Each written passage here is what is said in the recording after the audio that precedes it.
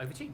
Okay, well, thank you very much for coming and spending your lunch hour listening to me talk about something quite random. I'm a senior lecturer in history at the University of Hertfordshire, and I run a blog called Early Modern Medicine. I have some cards at the front, so if you do find yourself fascinated by the end, please come and take one. And I'm going to talk to you about my first book. As you'll have seen from your raffle tickets, academic monographs, slightly different ballgame, very expensive, so there's only a few of them here, and slightly different process maybe to writing other kinds of books. So what I'm going to do is try and condense my book into 50 minutes, give you the major highlights. And what I really hope to show you is that we tend to think in modern society of aphrodisiacs in a very specific way. You say the word aphrodisiac and everyone thinks about lust, sexual desire, and we very rarely think about it in relation to reproduction. And what I want to show you is that what I found while reading 17th century medical texts is that that wasn't the case in the past. And actually, when you read a lot of history books on this subject, historians will tend to just talk about aphrodisiacs using the modern terminology, but they're not quite the same thing. They're much more of a medicine. So hopefully, that's what we're going to get to over the next 45, 50 minutes. So before I get on to that, I wanted to cover some background material. Wasn't quite sure what kind of a crowd I'd be talking to in terms of historical interest or enthusiasm or knowledge. So a few little things. I'm going to bandy the term early modern around quite a lot. Historians do this all the time. And then people say, oh, is that the medieval period? No, it's not. So we're normally talking about the era between 1550 and 1750, or between 1500 and 1750. What I'm going to talk to you about today, I'm mostly focused on 1550 and after, and there's no exciting reason, it's just very pragmatic in that medical books before 1550 tended to be published in Latin. I don't read Latin, so my book would have been really short had I tried to go before that. I do sometimes read stuff that's older than that, but I tend to stick with things that are written in English. Predominantly, my main interest is in the 17th century, and this is because I think it's the most exciting and most vibrant century you could possibly study for English history. As many of you will probably know, it's the era of the English Civil Wars, it's the era of the Protectorate, the regicide of Charles I, restoration of Charles II. It's the era of the Glorious Revolution in 1684 when James II is ousted and the Protestant William of Orange and his wife Mary are given the throne. But it's also really interesting outside of politics. I'm not a big fan of political history. In the world of science, a lot of the names that you'll have learnt at GCSE and earlier, they're all people working in the 17th century. So Robert Boyle, Robert Hooke, Christopher Wren, Francis Bacon, and perhaps the most famous of all, Isaac Newton. They're all 17th century men who we like to study. And in the world of medicine, it's also a really important era. There was a lot happening. William Harvey discovered the circulation of the blood and published his first book on that in 1628. And perhaps more important for what I'm going to talk about today, both the egg and the sperm were discovered in the 17th century. So there's a lot happening in 17th century England. The other background I want to briefly cover is the medical model of the time. Most people will have heard of this. Hands up if you've heard of the Humoral Model. Excellent. Hands up if you know what it means. Oh, good. So my next slide isn't pointless. Okay, so humoral medicine is the predominant way of thinking about the body in the 17th century. And it's what we're going to focus on today. That's not to say new things weren't happening in the 17th century. You get the rise of chemical medicine very early in the century, and towards the end of the century you get a focus on nervous disorders. Everything becomes about nerves and mechanics. But predominantly people focused on the humoral model. And this was a very ancient model created by Hippocrates, who lived around circa 460 to 370 BCE. And it was refined then in the 2nd century AD by Galen. The theories had existed throughout the medieval period. They were there. But really, in the Renaissance, in the 16th century, there's like a drive to rediscover that ancient medicine and to revive the texts and to understand what Hippocrates and Galen said in its purest form. So humoral medicine has this kind of resurgence.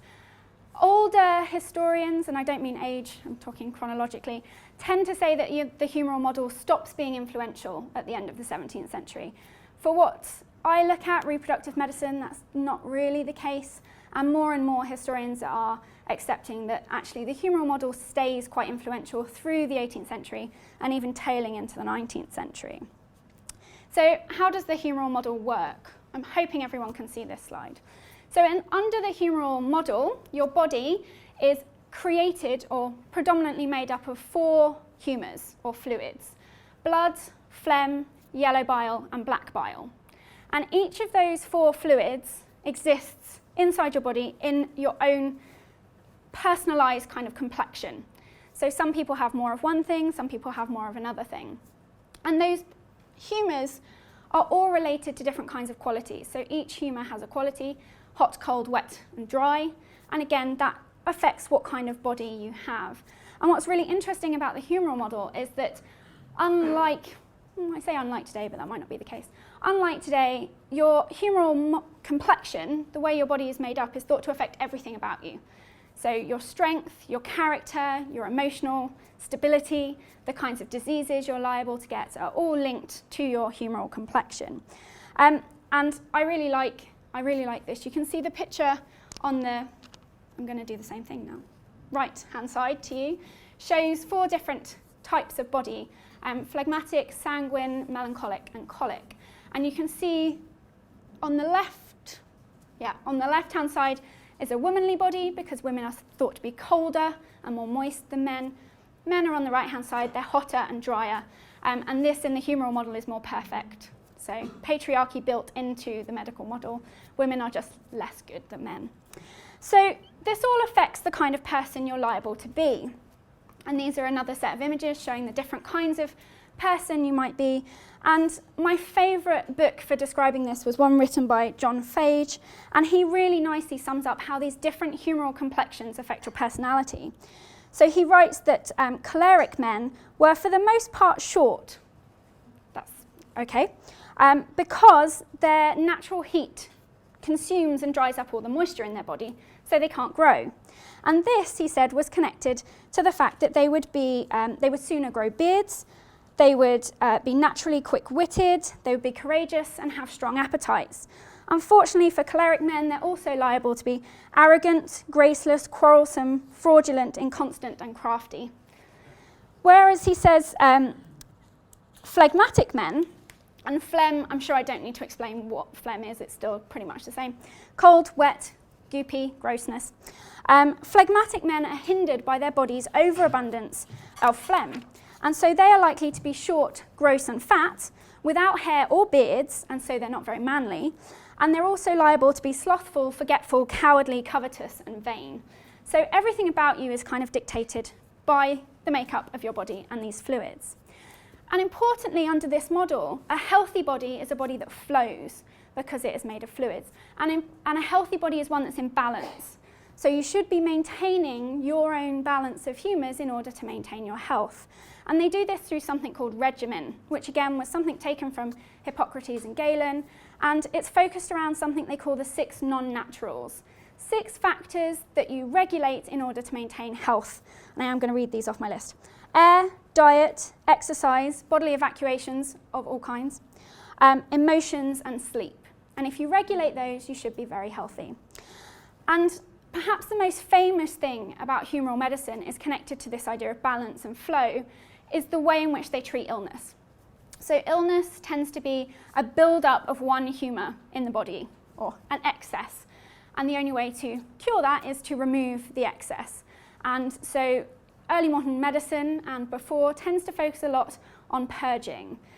Lots of emetics to make you vomit, things to go the other way as well. And the most famous, phlebotomy, so cutting with a scalpel or using leeches to remove excess blood.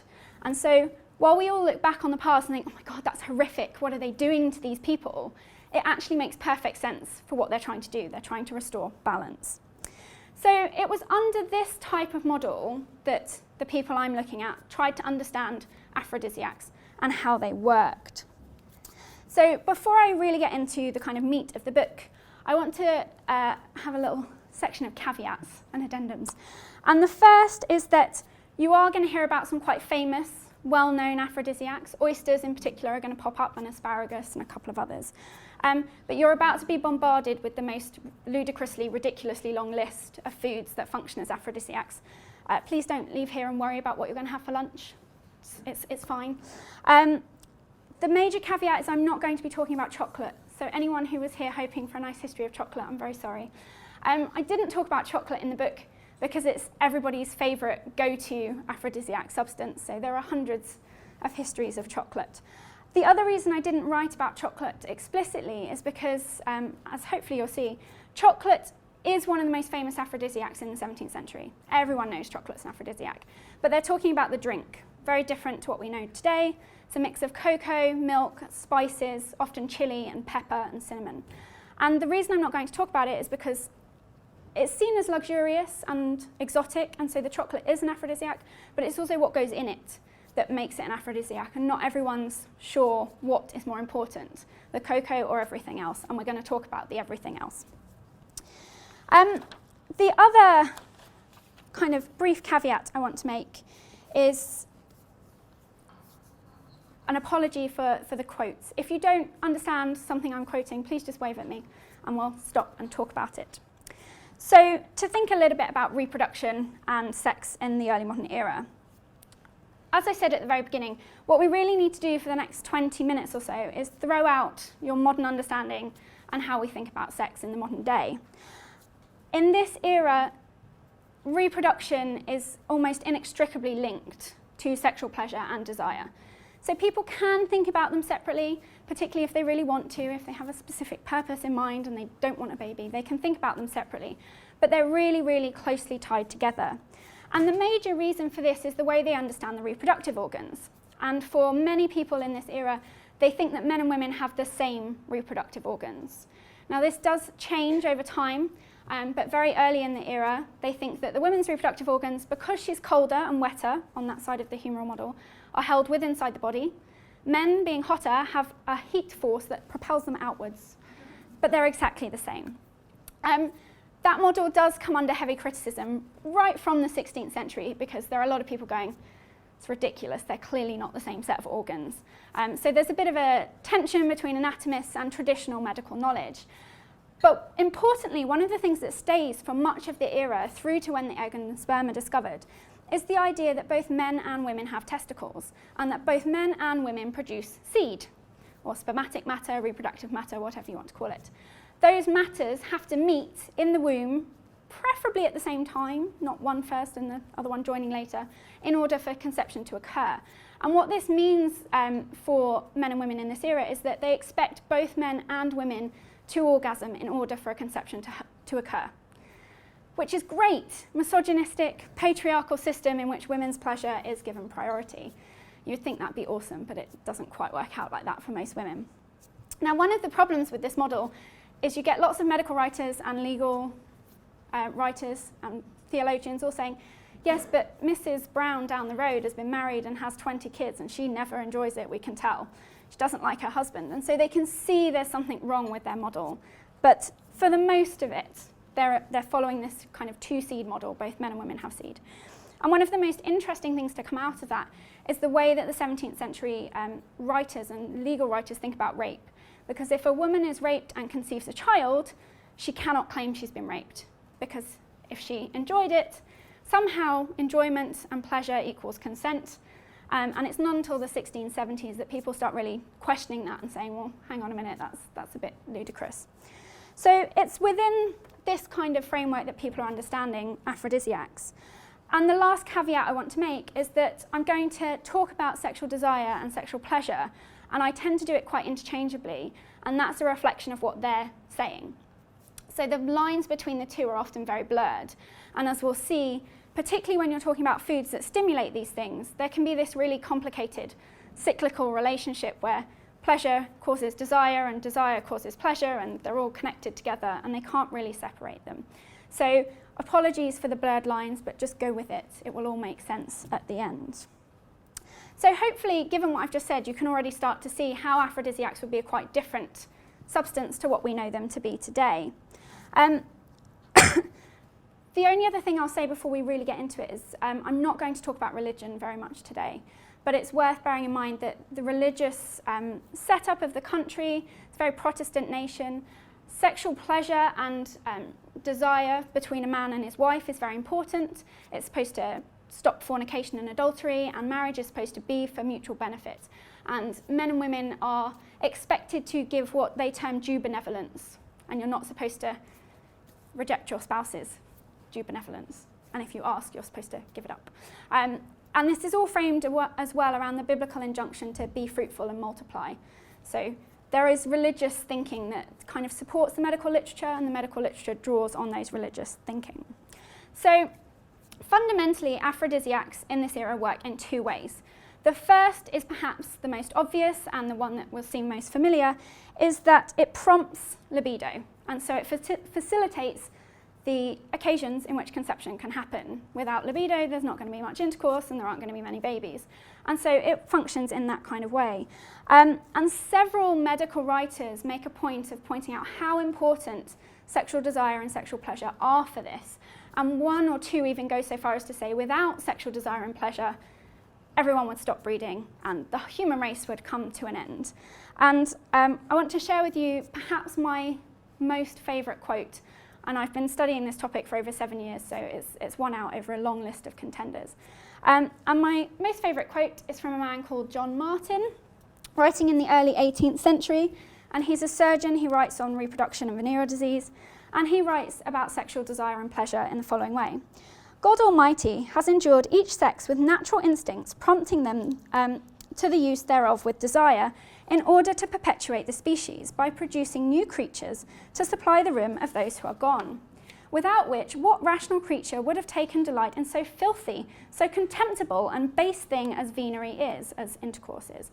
And indeed, had not nature tacked a more than ordinary pleasing sensation and desire to each sex in the act, by giving those parts such a quick, tender sense and transporting titillation, and which with all the artillery of reason we are not able to control, so furious is our passion in the embrace, we should have no manner of incitement or inclination to performing it, and consequently procreation must soon cease and be at an end.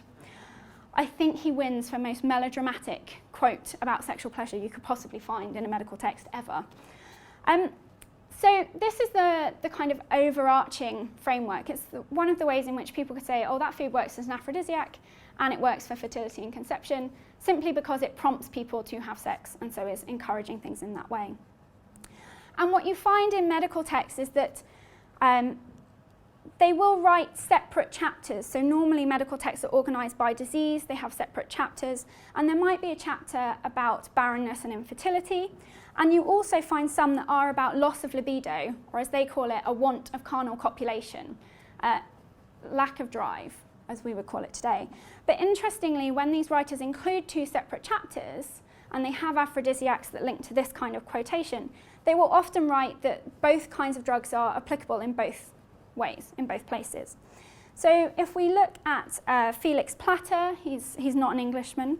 His book is published in England in 1662 after his death, and he writes only that the things mentioned to provoke lust are chiefly used for conception. So the primary use of all aphrodisiacs is to promote conception, which is not exactly how we think about them. But beyond this, early modern men and women think about different foods as affecting the reproductive body in quite substantial ways, all of which promote desire and libido, but all of which also improve the body's fertility at the same time. What I'm going to do now is go through each of those categories with you. What types of foods could you eat in the early modern period if you were having problems? And for the book, I did this as well. I broke them up into these nice, snazzy chapters and headings. I do like a bit of alliteration, so there are a lot of alliterative titles going on over the next few slides. But it's important to remember that mostly I've done this for ease of reading. It gets very muddy and complicated. There are many, many foods that people simply say, oh, it's an aphrodisiac. And that's it. That's all the information they're going to give you. When you're trying to write a book on why aphrodisiacs work in the 17th century, that's very frustrating, very annoying. But they also muddle them up. So drugs in the early modern era are very rarely specifics. They very rarely function to help just one body part or to cure just one disease. they tend to do lots and lots and lots and lots of different things depending on the context you're using them within. And so you might have one person say that oysters are an aphrodisiac for one reason, and another medical writer publishing the same year or a year later will say they're an aphrodisiac for a completely different reason. So there's lots jumbled and mixed up, and things tend to have multiple virtues. But for ease of what we're talking about today, these are my nice little semi-fake categories of aphrodisiacs. So the first few that I'm going to talk about are all based on that humoral model that we looked at earlier. And the first category is hot foods and heating herbs. Told you alliteration is going to feature heavily now. And this was because for early modern men and women, a body that was cold, or as they termed it, frigid, was one that was deemed to be unable to procreate, unable to reproduce, and was unable to feel any sexual pleasure or sexual desire. Importantly, or an important part of this, is that seed that we were talking about earlier that men and women produce, that needs to be warm, otherwise it can't spark a new life. And in particular for men, it needs to be warm because men, being the more perfect of the species, are the ones that endow a new child, a new fetus with its soul. And they think all of this has to be warm for it to happen, but not too hot, because if your seed's too hot, it burns up all the important elements, and that's just as bad as if it's really cold. For women, the womb also needs to be warm enough to cherish a newborn fetus. Newborn is probably the wrong term, newly conceived fetus. If the womb is considered too cold or too wet and slippery, it will slide out or freeze, and it'll all go wrong. So given that they thought about things in this way, one of the most popular categories of aphrodisiacs was these hot foods and heating herbs. And if we look at popular medical writers like Nicholas Culpeper, he's a really fascinating character. He lives in the 17th century. He's supposed to go to university to become a theologian and a clergyman, decides he doesn't like it, tries to elope with a young girl who gets struck by lightning and never meets him, ends up becoming an apothecary, and then turns into this kind of semi-radical figure who rails against the Royal College of Physicians, who publish everything in Latin and want to hold all their medical knowledge close to their chests. Culpeper thinks that's unfair, so he translates nearly everything they write and publishes it in English so everybody can read it. And he writes that the fourth cause of natural barrenness is a loss of carnal copulation, and he describes it as follows: when men and women come to the school of Venus, either not at all, or so frigidly that never a whit as never the better. And so he says these people should eat heating herbs, and this will help them regain their libido, their sense of pleasure, and their ability to conceive. And one of the very earliest texts I look at, Jacob Ruff's medical midwifery manual, advised that women who were, quote, hindered very much for a want of desire to be acquainted with Venus, the language of how they describe sexual pleasure is just amazing throughout the whole era, should take heating herbs such as galingale, rocket, pepper, ginger, and cinnamon. And it was some of those spices in chocolate, and it was that heating effect in the chocolate that was thought to be aphrodisiac as well.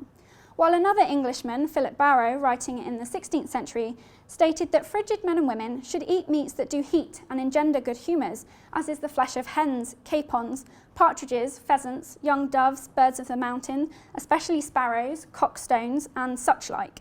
So clearly you're not lacking for options. There's quite a few things you can choose. The most famous of all of the hot foods and heating herbs, though, was the Spanish fly, Cantharides. And this small iridescent beetle was very rarely recommended by medical writers. It's incredibly dangerous, and it's incredibly dangerous still. And I'm not sure, well, people often end up on my blog. I can see what they've been searching for, and a lot of people are searching for Cantharides and whether they're dangerous, and I just want a big banner on my blog that says, yes, don't use them. They're known to blister and burn the skin, and that's both if they're applied to the skin or if they're consumed internally, they'll blister and burn internally. But they do create this warming sensation. So anything that's hot under the humoral model or creates that sensation of warmth when you eat it is really good as a heating herb, and Cantharides are probably the most potent. So given how dangerous it was, medical writers didn't really like to recommend it. And in fact, they spend a lot of time trying to warn people about the side effects. And Jane Sharp, who's the first woman, English woman to ever write a midwifery text and publish it in England, writes of Cantharides or Spanish fly, She warns people not to take them to stimulate an erection because it could result in a priapism, or a continual standing of the yard. Yard is one of their terms. I don't really need to explain that, do I? We don't think it's based on length, though. We're still trying to figure that out. So priapism, or continual standing of the yard, which she goes on to say is more of a problem than if it never stands at all. And she's not wrong. Other writers tend towards quite gruesome tales. They like to recite a nice little story to try and put people off. And the Swiss physician Théophile Bonnet, who's working in Geneva, records in his medical text that I've known several, among the rest 2 noblemen who used cantharides, the one to gratify his whore, the other his new married wife, but wholly with ill success, for the first fell into a most dangerous pissing of blood, of which he was cured with great difficulty, and the other, the second day after he was married, died of an apoplexy, which is what we would now term a stroke.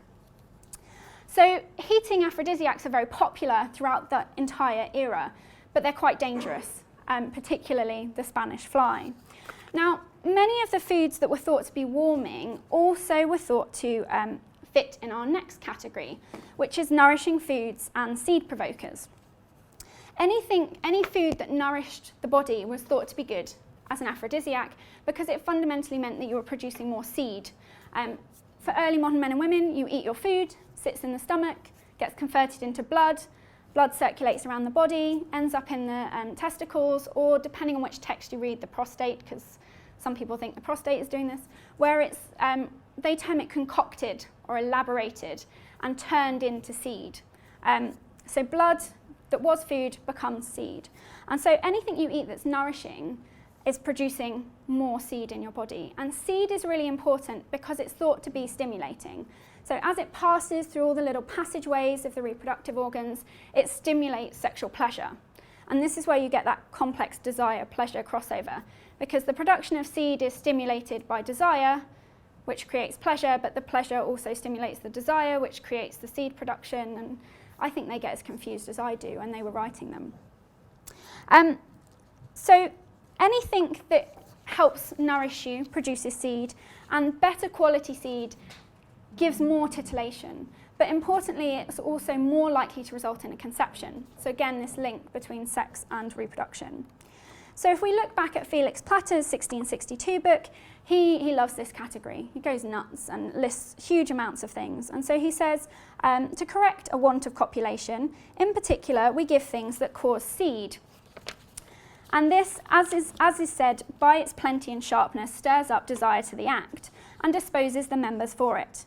These are such as cause much blood, which is the matter of which seed is made. And some suggestions that he offered were the brains, stones, which is their word for testicles, and flesh of crawfish, crabs, lobsters, oysters, cuttlefish, polypus, cocks, quails, sparrows and foxes, as well as milk, eggs, chestnuts, parsnips, almonds, pine nuts, pistachios, artichokes, rapeseed, beans, peas, rice and barley. So you are definitely not going to not find an aphrodisiac. There's always something you can turn to. Now, a very similar category to these are seed provokers, and when I was writing the book and doing the research for it, I kept coming across these two kind of interchangeable terms, nourishing foods and seed provokers, and in the 18th century they even get called spermatics, which I quite like as a term. But I think, depending on where you're reading, these are either the same thing or they're actually something different, and a seed provoker is something that prompts the body to make seed out of nourishment that's already there, as opposed to just providing more of the base material.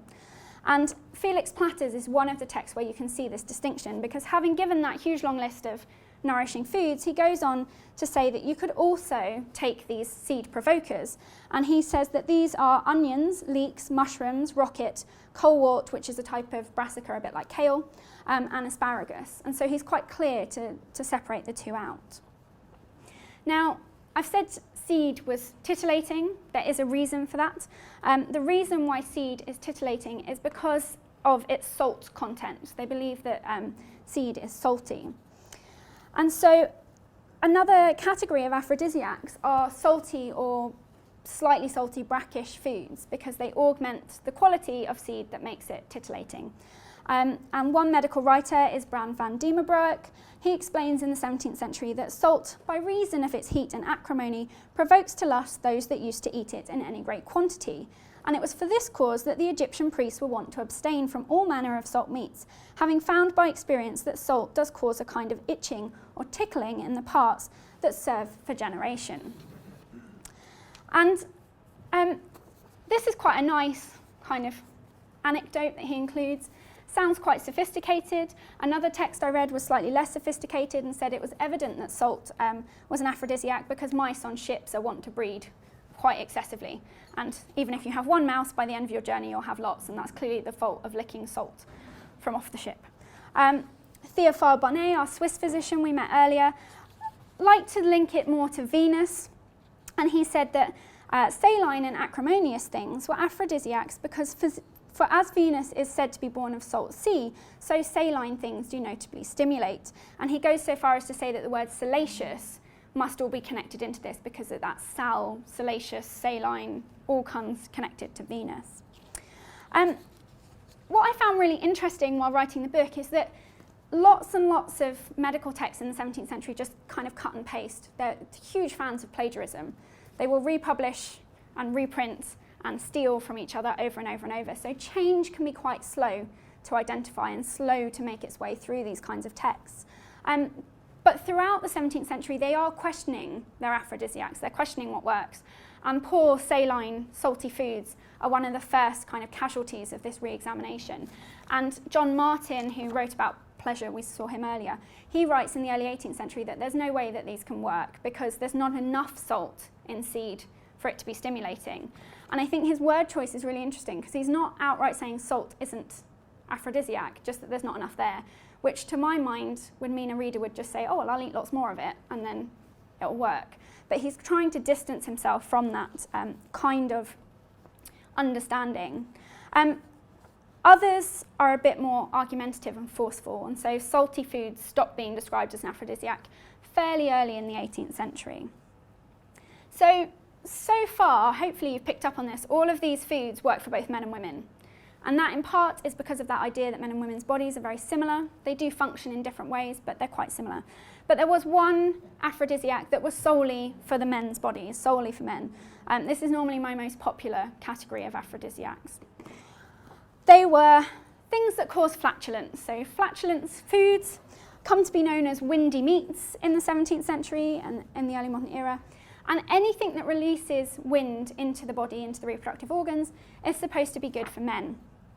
The reason it's good for men is because the way anatomy understands the male body at the very beginning of the era is they think that an erection functions through blood, imagination, muscles, pressure, seed, and wind. And this is my second favourite quote from the book. Helkiah Crook, an Englishman, writes of the male member that it was, quote, a gut filled with wind, presently swelling and grown hard. So not a very sophisticated understanding of the male body. Windy meats are really bad for women. Wind collecting in the womb is a disorder called the dropsy. It's very bad, but there's some very amusing stories about when that wind is released from women. The medical writers like to write about that. But dropsy actually causes barrenness, so it's a bad thing for women, but it's good for men. Now, the reason this is so good for men is because it facilitates an erection. We might think that's purely mechanical, so are they really aphrodisiacs if it's just aiding the mechanics? But by enhancing and lengthening the amount of time a man can sustain an erection for, what they believe is happening is you're giving more time for friction, which causes more heat, but you're also giving more time for that woman's colder body to get to a point where she will orgasm. And so there is more chance of those two seeds meeting at the same moment in the womb and forming a fetus. So again, it's kind of pleasure, but in a really odd, mechanical, mechanistic kind of way. So the flatulent category, probably not a surprise to anyone, includes beans, peas and chickpeas. And Philip Barrow, who we met earlier, argued that when a man cannot fulfil his duties, which I think is a very interesting phrase, quote, windy meats are good for him, as be chickpeas, beans, scallions, leeks, the root and seed of parsnips, pine nuts, sweet almonds, and other such like. Again, anything that's similar will work. Another author claimed a similarly long list of foods as windy aphrodisiacs, including pine nuts, pistachios, small nuts, chives, artichokes, coleworts, rapes, carrots, parsnips, green ginger, aringo, which is a plant that grows in coastal areas in England, Superion, which we're going to see in a minute, onions, water nuts, rockets, etc., oysters, also chestnuts, chickpeas, and all such like meats. And I think you can see here this repeated phrase of "and such like."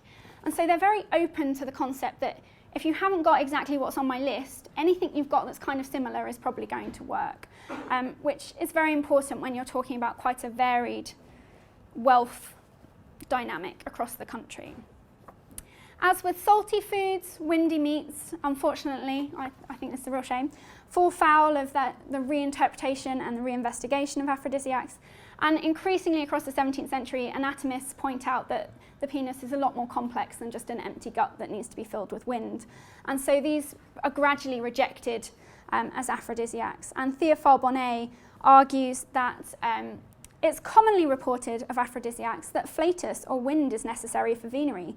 But though in boys, erection or distension of the penis may seem to be from flatus, and these may concur by accident, yet they cannot nor ought not to be reckoned amongst aphrodisiacs.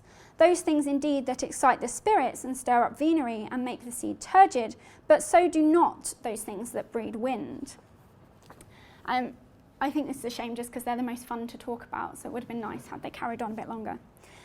So all of these groups of aphrodisiacs provide the body with something that it's missing. If your body's cold, you heat it up. If your body lacks wind, you eat things that give more wind. And this is, in the humoral model, tends to be called curing by contraries. So you give something of the opposite quality to the disorder, and it will help cure it. But there's one group of aphrodisiacs that function under another model. And this model is often curing through sympathy, and is sometimes called the doctrine of signatures. Has anyone heard that term before? So the doctrine of signatures basically outlines that you can identify what something is good for by the signature it bears. So what does it look like? What is it similar to? And the most famous, I'll leave you with that picture while you think about that phrase. So under the doctrine of signatures, anything plant-based that's of a phallic shape is going to work for an aphrodisiac process and to help conception. And this plant you can see on the board here is called Superion. It's also called dogstones. It's a type of orchis, and there's a whole set of them that are called fool stones, fox stones, dog stones. And if you remember, I mentioned earlier, stones is their word for testicles. And so this plant is famous in the 17th century for being an aphrodisiac. It's got a tall, fleshy, erect stem, as they describe it, with a nice bulbous head on the top, and two bulbous little balls at the bottom, covered in roots that look like hairs. So its signature was very clear. And Richard Bunworth, who's a commentator on the doctrine of signatures, argues that the roots of Superion, or dogstones, represent the testicles in figure and are famous for their exstimulation to venery. While Oswald Kroll, a writer on chemistry and medicine, also talking about the doctrine of signatures, stated that this was so potent that it worked even if you just held it in your hand. You didn't even have to consume this one, it's that good. So I think we can all see why that functions under the doctrine of signatures. It's quite clear what it looks like, but there are also some more odd and unusual ones. Beans. Now, to me, beans don't look particularly like any part of the reproductive organs, but for people in the 17th and 18th century, they look like the glands of the penis, so the very end of the penis, and that's why they work. So William Salmon, who wrote a book called Botanologia in 1710, informed his readers that a strong broth of beans stirred up lust and was good for impotency in the male kind, who have not the power to use the act of generation, both because they're nutritious, and we've seen already they're windy, but, quote, by reason the bean, especially the field kind, has the signature of the glands of the penis, and for that reason Pythagoras and his followers judged them to be provokers of lust. What I think is really interesting is, outside of these ones that resemble the glands of the penis, most aphrodisiacs by signature relate to looking like the testicles. And I think again here you can see the really close link. This isn't just about sex, because if you're augmenting the testicles, you're augmenting the thing that produces seed, and seed is fundamental for conception. So even when it looks like they're just talking about sex and sexual pleasure and desire, they're still talking about conception and reproduction. Now, it wasn't just plants you could eat under the doctrine of signatures. So apologies, this is slightly gross. Animal genitalia were a popular aphrodisiac at this time. The testicles and the pizzle, or penis, of bulls, boars, goats and stags were all recommended. Goats were often described as lascivious goat. Even in medical texts, they say, take the stones of a lascivious goat. According to the Oxford English Dictionary, a lecherous goat is still a phrase in use now. I haven't heard it any time recently, but apparently. So you can all now call people lecherous goats if you need to. While I think stags, bulls and boars are all a bit more obvious, they're all seen as quite potent, quite virile animals, particularly stags, and stag horns as well also work. Perhaps a bit more unusually, you could also eat the brains of these creatures. So creatures thought to be particularly lascivious, you consume their brains and it will provoke you to think in the same way. So Nicholas Culpeper wrote that whatsoever any creature is addicted extremely to, they move the man that eats them to the like. Therefore partridges, quails, sparrows, etc., being exceedingly addicted to venery, they work the same in those men and women who eat them. Now, I kind of expected rabbits to make an appearance in this category, given their reputation, and sometimes they'll recommend the womb of a hare for women to eat for conception purposes, but very rarely for aphrodisiacs. So it's very rarely connected to the kind of desire, pleasure side of things.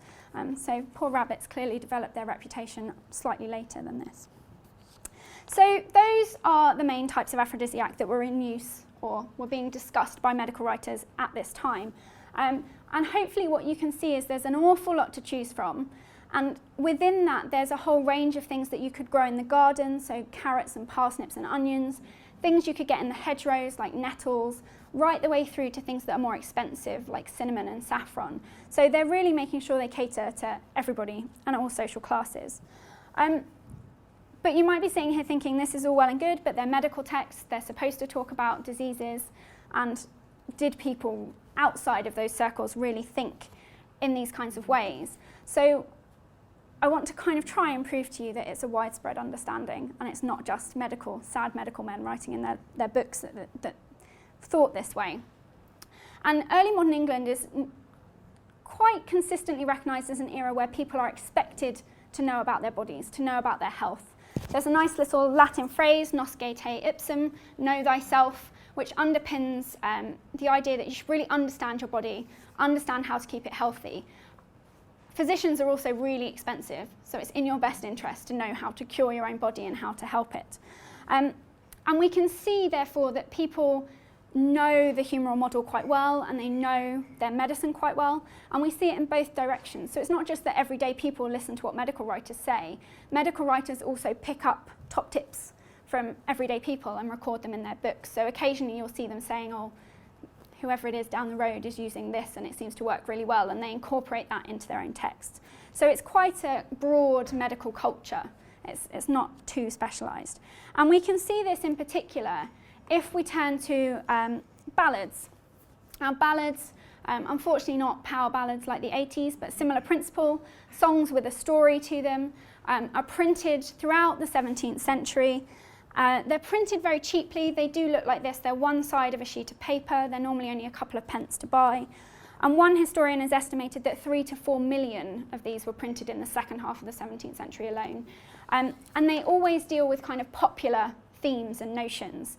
And if we look at these songs and these ballads, we see there's a whole grouping that are completely obsessed with inadequate husbands and impotent men, and men whose wives cheat on them and so make them into cuckolds. And what we see in several of these is that the wives of these insufficient husbands turn to aphrodisiacs in order to try and ameliorate their plight and make their lives a little better. So the wife, who's the main character in the London Cuckold, printed in the 1680s, explained that she gave her husband a whole series of things to try and make him better. She gave him kisses and sack posset very good. Caudle too she never misses, for they warm and heat the blood. Such things will create desire and new kindle Cupid's fire. These things make him kiss his wife and call her love and life. Sack posset is cream with spices and eggs in it, and caudle is a bit like mulled wine but thicker and with oats. It's kind of like a winey gruel type of thing.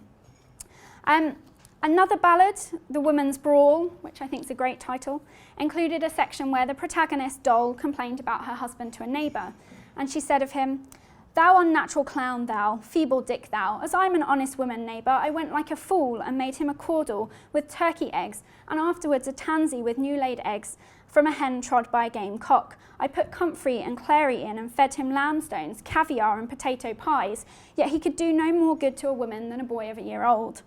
She's not very happy with him in this ballad. What I think is really interesting is in medical texts, aphrodisiacs are thought to work. And in all of these kinds of texts, quite often they don't work. And I think predominantly this is because it's funnier if they don't work, and they work better for the kind of genre if they don't succeed in making the husband particularly lusty or fertile. But both of those ballads I just spoke to you about were about impotence and about sex and about sexual pleasure. But if we look deeper, we can again see this connection to reproduction and conception. So the plot of The Contented Cuckold focuses on a bridegroom whose new father-in-law promises to pay him quite a substantial sum of money on the birth of their first child. And the poor man, after 7 years, still doesn't have a child and, importantly, hasn't received his payment. But he's now being ridiculed by people in the community. And the ballad runs as follows. There was no hopes of an heir being born, therefore he was much discontented. All his old cronies did laugh him to scorn, alas, he was daily tormented. And likewise, a pamphlet that describes some of these stories called, the title is Of Fumbler's Hall at Doolittle Lane. They were great with their euphemisms. It's not a difficult one to work out.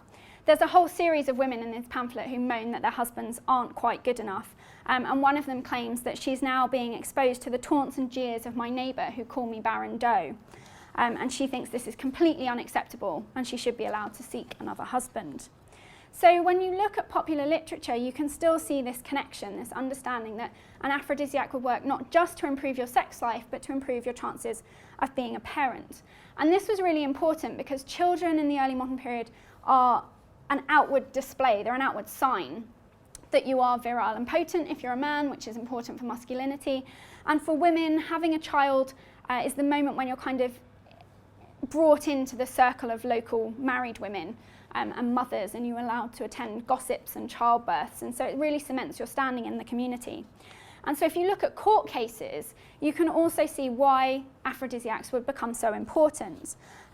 Laura Gowing, who's a historian at King's, has found a couple of cases of sexual defamation being brought to court where it's not really about the sexual aspect, it's about fertility.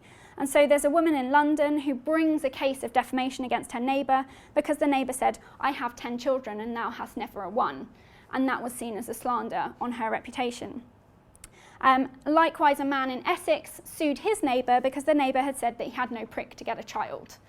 And so children are very important, and hopefully that will help you understand why aphrodisiacs are slightly more medicinal, slightly less. We tend to think of them as sexual curiosities, I think, but for people in the early modern period, they can be things that really matter. You know, they are a medicine that can help you change your status in the community. I'd like to finish today by contradicting everything I've just said, by pointing out that although this was the predominant understanding, aphrodisiacs are still things that provoke lust, and not everybody's a good follower of medical advice in the 17th century, and so people do use them in ways that are considered to be inappropriate. And this is one of my favourites. An advert listed in Harris's List of Covent Garden Ladies, which was a book detailing all the prostitutes working in the area, revealed that there was at least one prostitute with a very unique selling point, a Miss Bland of Wardour Street, Soho.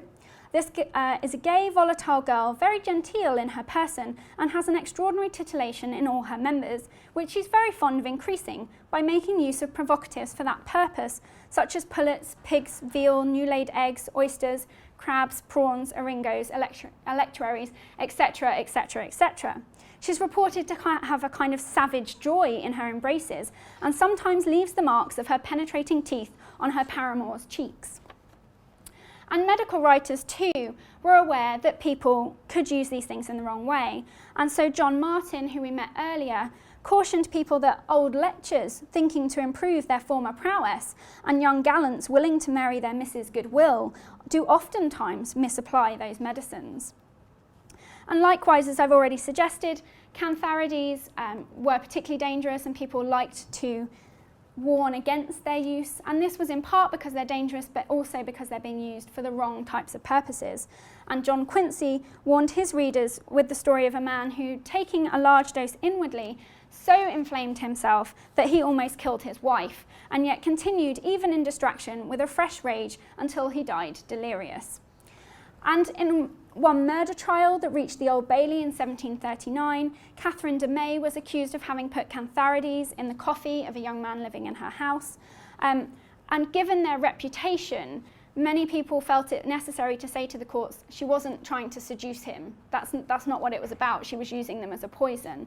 And so they crop up, aphrodisiacs crop up in a lot of places, in a lot of ways that theologians and medical writers would have deemed completely inappropriate. But having said that, I think if we expand our minds and stop thinking about a modern mindset, we can see that sex in the past is quite different for people. They think about it in different ways. And in this era, it's mostly about having a baby, even when you're enjoying something as frivolous as an aphrodisiac. So thank you very much.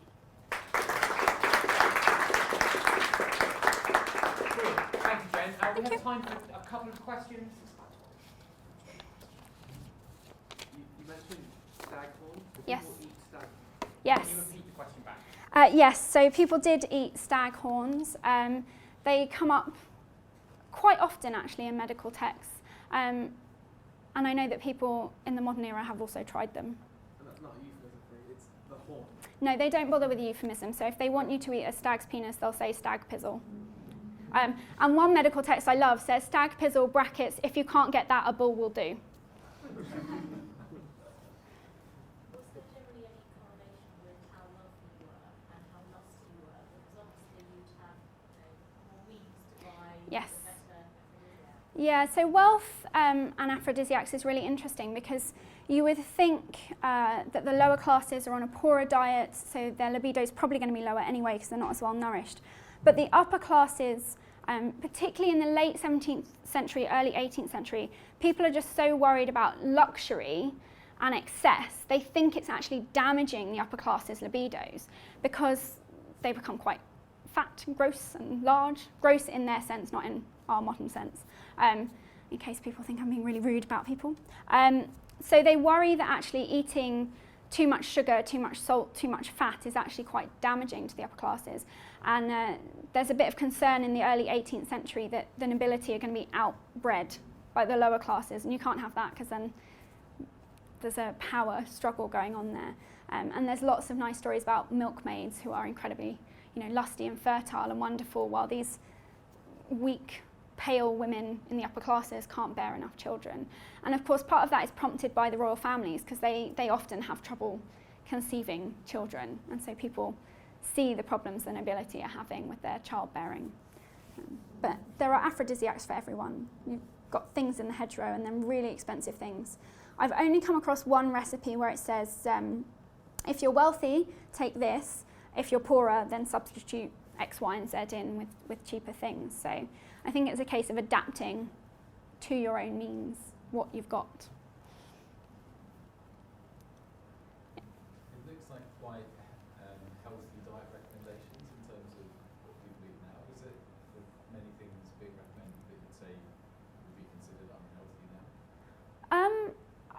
It's difficult to see if there are things that are recommended that are unhealthy now, because medical texts, one of the things I found is they recommend pretty much everything at one point or another. Someone will say everything, other than tea, which is never an aphrodisiac, pretty much and coffee, which causes impotence. Other than those things, nearly everything is recommended at various points.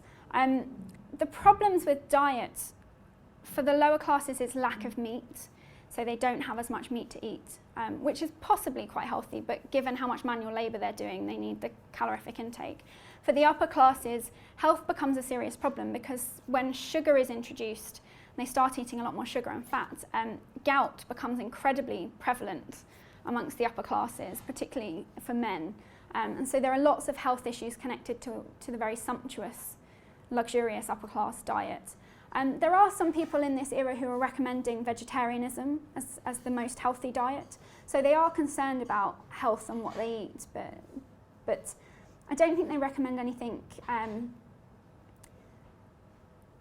that we necessarily would think was super dangerous as a normal food. So they recommend dangerous things like pennyroyal, but they're to provoke miscarriages and abortions, and they're still today dangerous because they provoke miscarriages and abortions. So they know what quite a lot of things do. I'm not sure I really answered that very well, but.